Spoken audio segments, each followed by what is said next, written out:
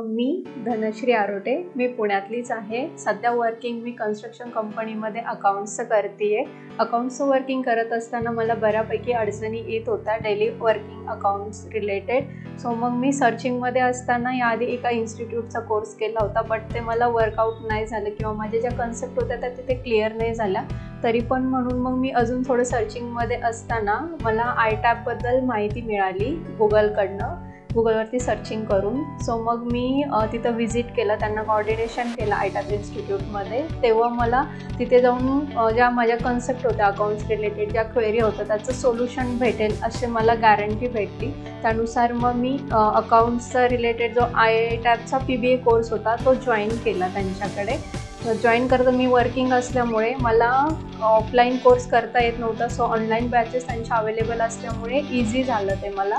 त्यानुसार मग मी course join केला। 11 मंथ्सचा कोर्स होता। वर्किंग करत असताना ज्या एरर्स येत होते मला, त्यामध्ये फॅकल्टीकडनं बऱ्यापैकी सोल्युशन भेटलं। त्याच्यामध्ये जे दैनंदिन अकाउंटिंग आहे किंवा डेली रुटीन आहे त्यांचं, जे आपण अकाउंट्समध्ये वर्किंग करतो त्याबद्दल सविस्तर माहिती मला फॅकल्टीकडनं भेटत गेली।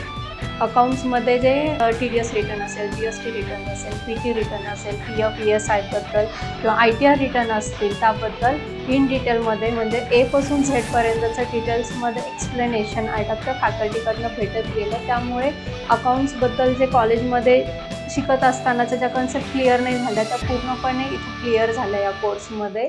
आणि दुसरी गोष्ट अशी आहे की 11 मंथचा ज्यावेळेस तुम्ही कोर्स करतात त्यातल्या त्यात तुम्ही जर डेली त्याचा एक्सरसाइज केली, ज्या कोर्समध्ये शिकवलं जातं, त्याच्यामुळे आपल्याला मिनिमम 3 मंथ्समध्ये पण जॉब इझिली आरामात भेटू शकतो जर प्रॅक्टिस तुम्ही परफेक्ट केली असेल तर।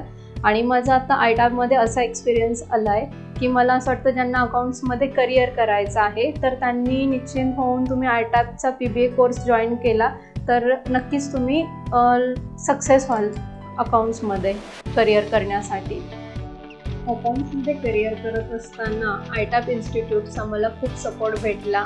Thank you so much आयटॅब।